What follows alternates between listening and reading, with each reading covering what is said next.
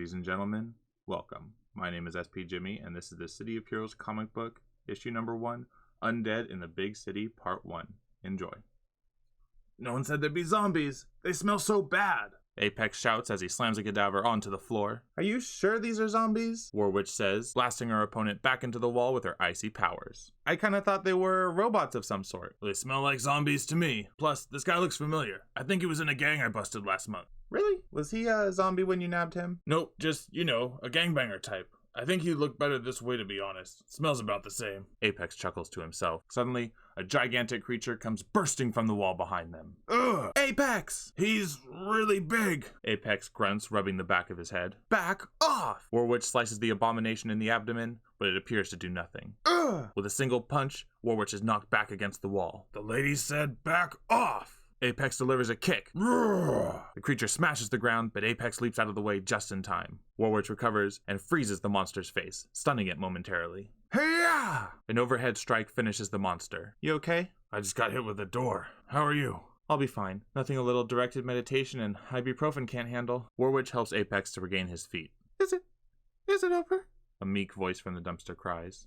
Whoever's in there, it's okay. Don't worry, we've taken care of the situation. He lifts the lid to find a woman in a dress. The zombots are all cut up now, Warwitch tells her. I was on my way to my doctor's appointment, and they attacked me. I threw my purse at them, but that wasn't what they wanted. One of them, it said it wanted my arms. As Apex helps the woman step back out into the alley, he assures her, It's going to be okay, ma'am. We took care of them. Don't worry, we'll make sure you get home safe. Oh, are you hurt? Do you need a doctor? Oh, no, don't worry. I was going to see my doctor anyway. Dr. Henderson, he's up the street. He can check me out and stuff. Sounds good. My name's Apex, by the way. I'll give you my card. If you ever have any problems, call me right away. The woman blushes. Okay, thanks. I mean it. My partner there is named Warwitch. You see any of those things again, or you have any problems, please just give us a call. If you like, we can escort you to your doctor's appointment. No, that's okay. Like I said, his office is right up the street. Thanks, though. I really mean it. Thank you. Of course. No problem. As Apex gets shut down, Warwitch notices that one of the pieces they cut off is starting to move on its own. Hey, this part's still moving. That's so weird looking. And I don't sense any magic in it, though.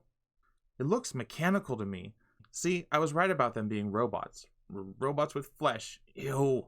Just seem nice, poor thing. This part's still moving. Should we take it? She reaches down and grabs the piece. What? Yeah, okay, fine, take it. But let's head home. Right now, I need a shower.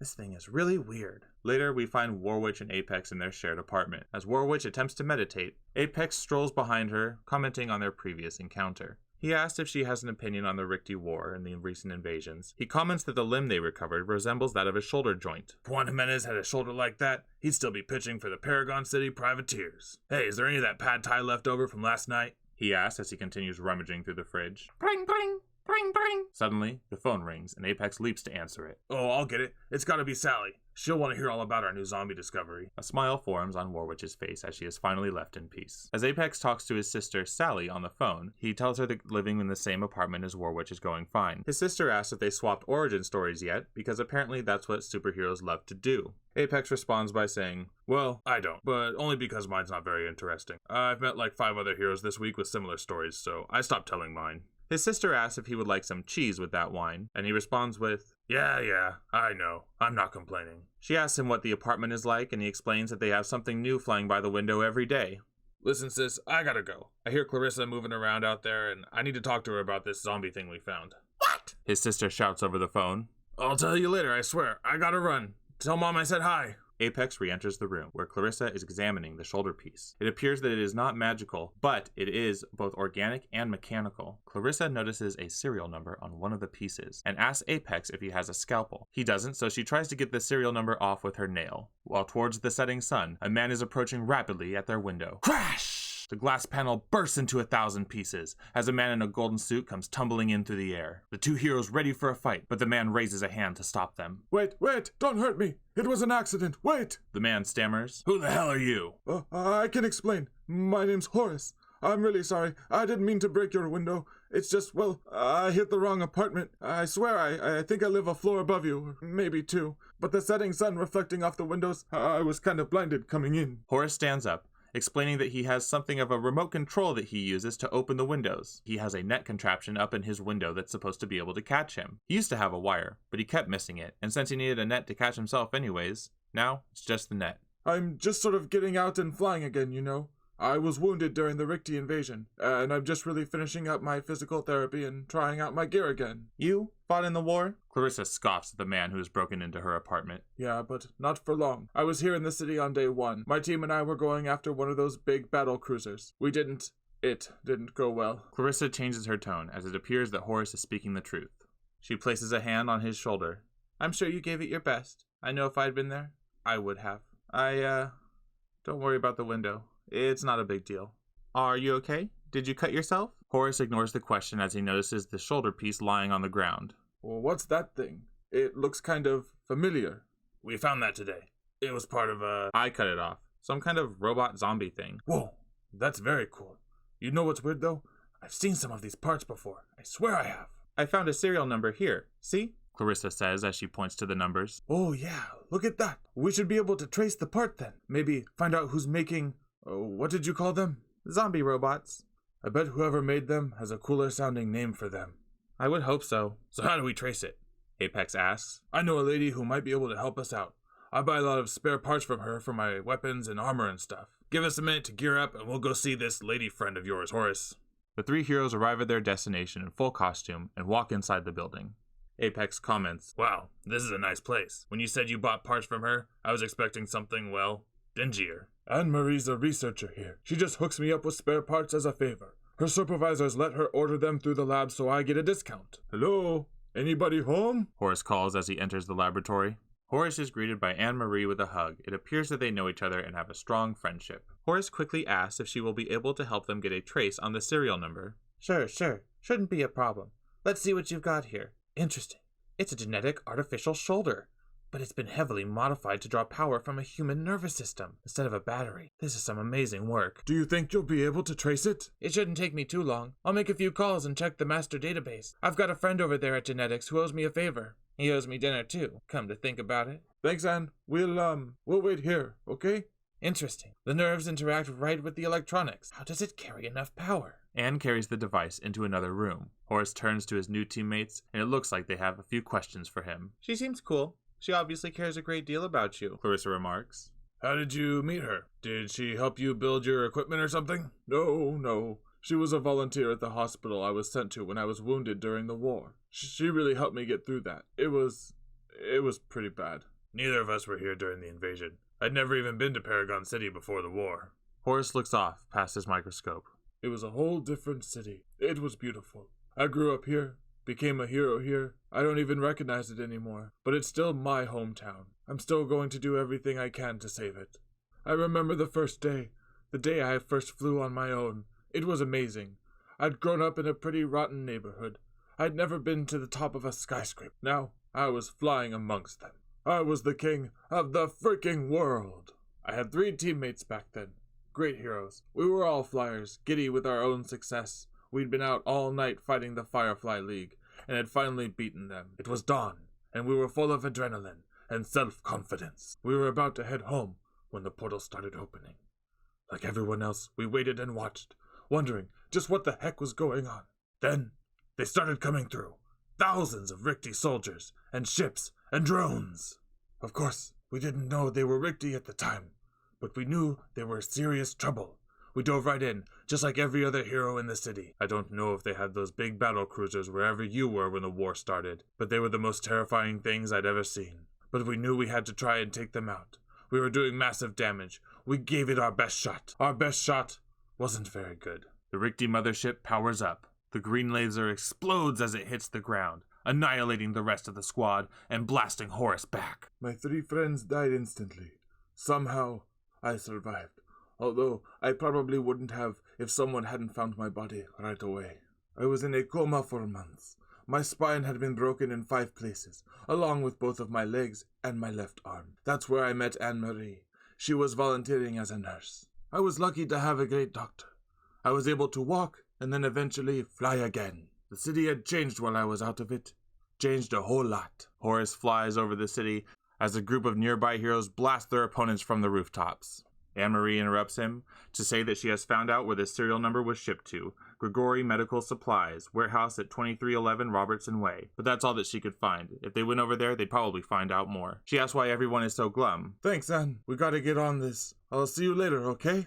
Later on, the three heroes arrive at the warehouse and stake out the two guards blocking the door. You know, I don't think those guys are going to want to let us in. Do you? Apex asks. I'm pretty sure that one on the left has blood on his shoes. Warwitch whispers. Okay, there's only 2 of them. If we do this quick, we can get in without making any noise. I have a plan.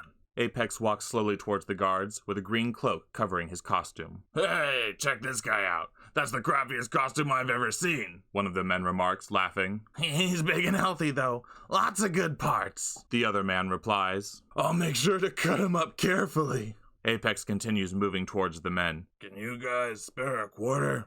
He asks. Oh, sure. No problem. We've got just what you need. Yeah, I've got it right here, friend. I'll fix you right up. The 2 men pull out their knives as Warwitch and Horace land behind them. Yeah! The guards are no match for the 2 heroes' combined power. Great job, guys. Apex says as he removes his cloak. Wow, it's been a while. Like riding a bike, huh? Yeah, sure. Horace replies. As Warwitch quietly opens the door, she says, Shh, I think there are more of them in here. I think I sense something else in there. They could know we're here. They enter the warehouse to find rows of boxes on shelves, each labeled, containing documents and information. I don't see anyone, or hear anyone for that matter. Warwitch says. It looks like this is a legitimate medical supply company. They've got everything here. Those guards were out there for a reason. Let's clear the room first. Make sure nobody else is in here. Shh, there's something moving out there. I heard footsteps.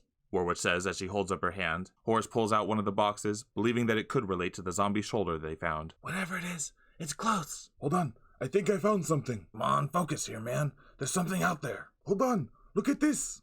As Horace removes the box from the shelf, he sees a Reaper's face behind it. Oh no. Bury them! The lieutenant commands, pushing over the shelf on the heroes. Watch it! Warwitch leaps over the debris with her sword drawn. Take her apart fast, before the others recover. Meanwhile, Apex and Horace are crushed under the weight of the boxes. This is heavier than it looks, and it looks really heavy. Apex struggles. Cover your eyes! Horace yells as his fist begins to glow bright.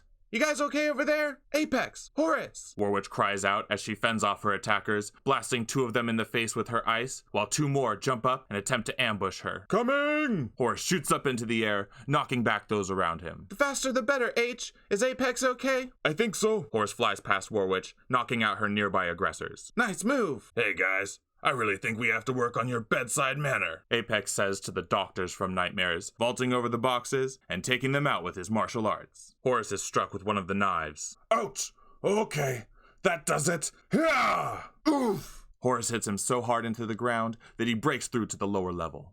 That was so cool! Warwitch yells down. Yeah, buddy. You okay down there? You guys really need to see this.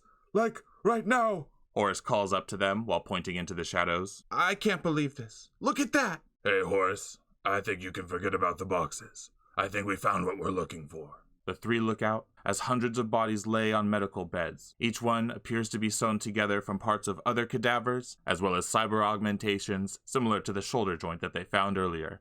Men, women, and huge abominations, each one more horrible than the last. There must be 100 of them. At least 100. Warwitch says. This is all state-of-the-art equipment, too. Must have cost millions. As the 3 heroes stand there in shock, they do not realize that they are about to be attacked from behind. Rah! The hulking creature knocks them all back with one punch. The abomination and 2 reapers engage the heroes, light glistening off the strikes. Another one of these guys? Where the heck did they come from? Apex asks, parrying an attack. More fighting, less talking. Warwitch attempts to freeze the face of the creature, as that worked in their previous encounter. As Horace leaps into the air to strike, he gets sliced from behind. Hands off the leg, Doc. The creature swings its massive fist, knocking back its own ally. Watch where you swing that thing. Someone could get hurt. The monster attempts to grab Apex with both of its arms, but he dodges out of the way easily thanks to his super reflexes. Swing and a miss. Strike 2. He taunts. And you're out. Hey, that was my line. Good hit, though. The combined force of the 3 heroes' power is too much, and they overtake the abomination. As the 3 heroes dust themselves off, Horace notices that the crazy knife-wielding zombie maniac who attacked them is his doctor, Dr. Henderson. He's performed 5 of Horace's back surgeries, and without him, he would have still been in a wheelchair. Warwick says that they'll have to worry about the doctor later. Right now, she's more concerned about the patients. She calls Apex over to see a woman laid out on the medical table. Isn't that the woman we saved from the dumpster this morning? She asks. Oh God, you're right, it's her. I can't believe this. I should have escorted her home. I should have made sure she was safe. Apex leans down, putting his ear to her chest, listening for a heartbeat. She's still alive. Her heart's still beating. We've got to get her out of here. Horace jumps in. This is so screwed up. You know this woman? Horace, you said the doctor over there was named Henderson, right? Warwick asks. Yeah, Dr. Jacob Henderson. He's like one of the best surgeons in the city. He's famous. And he was also our friend here's doctor. She was on her way to see him when the zombies jumped in, and we saved her. No, that can't be right. Oh God, what if he puts zombie parts in me? Obviously, this Henderson guy is in on making these zombies, but he's also not the head honcho. He's just a masked mook like the rest of the guys that we beat up. We have to figure out who's behind this. Who could make a famous surgeon dress up like a mad doctor and create zombies? Apex lifts the woman up off of the bed and carries her in his arms. It can't be blackmail. These guys fight like they really believe in what they're doing. They're zealots. Warwick remarks. We'll figure it out later. Right now, we've got to get her to a doctor. A real doctor. A non-zombie making frickin' doctor. What about the others? There might be more of them alive. We have to get them out of here too. Maybe one of them knows who's doing this. Guys, look behind you. I think the other patients might be past saving. Suddenly, all of the cadavers begin to rise from their beds, their eyes glowing red and fixed on the 3 intruders in the room. Well, this bites. Yep. Agreed. And that is the end of issue number 1. If you enjoyed the video, please remember to subscribe, and I will see you in a little bit.